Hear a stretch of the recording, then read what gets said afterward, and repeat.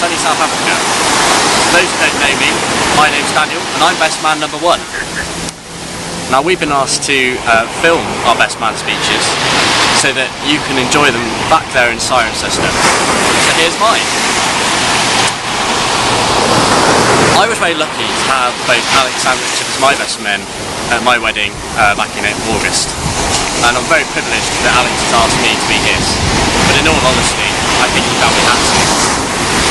I'm really looking forward to using this time to return the favour and get my revenge. Now I've known Alex for over 20 years now. We've shared many adventures together, but more of that later. Firstly, I'd like to start off by saying a few thank yous to a few people. Thank you to Annie's parents, Russell and Tessa, for being great hosts here in South Africa. Secondly, thank you to Alex's parents, Roy and Karma. Firstly, for being great company here in South Africa, and secondly, for hosting such a magnificent evening back there in Cirencester. I'm sure you'll all agree that the venue there in Cirencester is absolutely magnificent. And by the way, you're all looking wonderful tonight, especially you. We should also not forget Annie's sister and bridesmaid Perry. Her part she played in the wedding here in South Africa, and she looked wonderful and was only surpassed by Annie, who looked absolutely stunning both in South Africa and here tonight. You look lovely, Annie. Now, with the wedding being in South Africa and Alex and his friends being British, it was obviously a long way to travel for a wedding. However, it's great to see that all of Alex's friends have managed to make it to South Africa. To that end, I would like to thank, on behalf of the bride and groom, all of Alex's friends who have made it here together, made it here to South Africa. Firstly, I'd like to thank Andy Willis. Andy, where are you? Oh, there you are. Thank you for going to South Africa. Secondly, it appears Alex only has one friend. This is a bit awkward. Of course, I'm only joking, and I can see by the numbers of you who are there in Cirencester tonight that many of you wished you could have made it here to South Africa to celebrate our wedding part 1. And in fact, some of you provided some messages that I read out in the speech at that South African wedding. However, as you are there with Alex and Annie in Cirencester, I'm sure you wish them all the best yourselves in person. However, we would like to return the favour to Annie and read out a few messages from her friends and family. To that end, I'd like to pass over to Dan, who's back there in Cirencester with you. Dan, you're looking very handsome tonight, by the way. Anyway, over to you. I'm off for a swim. I will see you all soon. Bye.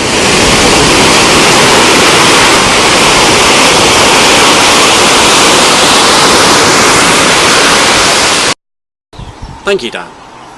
Firstly, South Africa's amazing array of wildlife. As we all know, South Africa is ranked 6th out of the world's 17 mega-diverse countries, with over 20,000 different species of plant, or more than 10% of all known plant species on Earth. From there...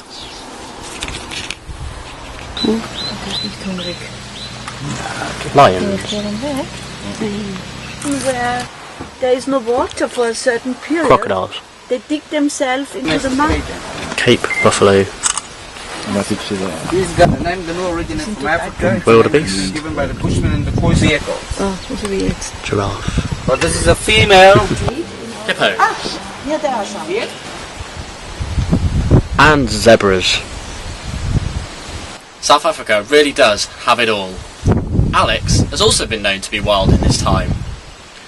I've been there through the pink feather boa years, when Alex would dress up in a pink feather boa and a gold medallion to go out clubbing, and there are pictures to prove it, to the particularly crazy days when Alex and I were living in South London, and often I would find him bent over a bin looking for my leftover food.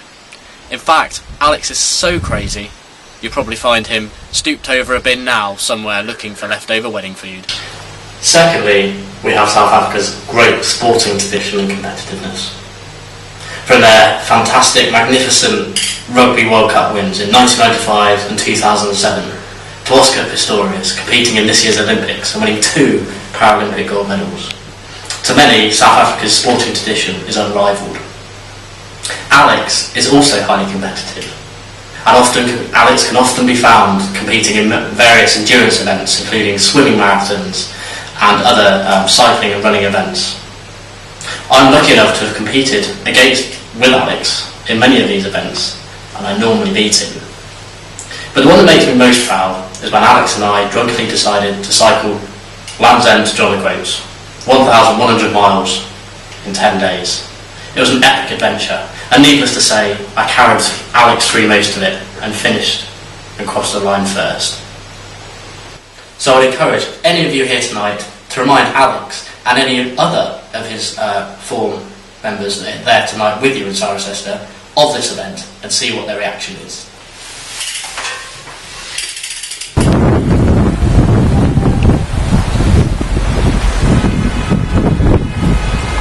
Thirdly, you have one of South Africa's most prominent landmarks, Table Mountain.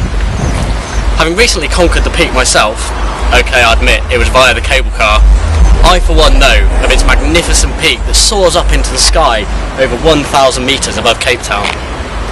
Alex also soars up into the sky, compared to people like me anyway. In fact, during Alex's best man speech at my wedding, there were many jokes made at my expense about my height, or lack of it. So I'm using this opportunity to get my own back. Alex is both tall and bald, a winning combination, I'm sure you all agree. In fact, it is these two aspects of Alex that make him very easy to spot in a crowd. Many a time we have been at one of the many music festivals we have been together, and I have seen him being used by other people as a meeting point to meet those they have lost in a crowd. Additionally, legend has it that the reason Alex is bald is because when he was growing up, he was so tall, his head used to scrape across the ceiling of his parents' house. We can only speculate as to whether that's true or not, but I like to think it is. Fourthly, no tribute to South Africa can be complete without mentioning this man, Nelson Mandela. A man who is a hero for millions throughout the world. A man who led a bloodless revolution. A man who overcame great oppression and oversaw the downfall of the apartheid. A man who is the first democratically elected president of South Africa, and who has won an astonishing number of accolades and awards, including the Nobel Peace Prize in 1993. Alex cannot be compared in any way to Nelson Mandela.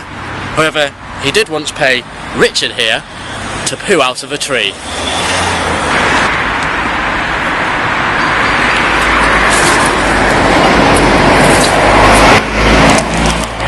That, ladies and gentlemen, is the man we're dealing with, and how Alex gets his kicks. And finally, to what I, and probably we all believe, to be South Africa's finest export, and the one that Alex treasures the most, Annie. I'm very privileged to know Annie, and even more so now that she's marrying one of my best friends.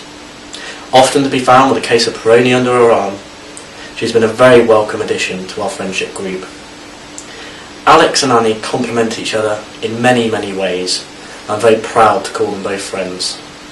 Guys, I'm really happy that I could share your wedding with you in South Africa, and again here for the second time in Cirencester tonight. And I look forward to sharing many more adventures with you both in the future. So, I would be grateful if everyone here in Cirencester could be upstanding and join me in a toast to the bride and groom, Alex and Annie.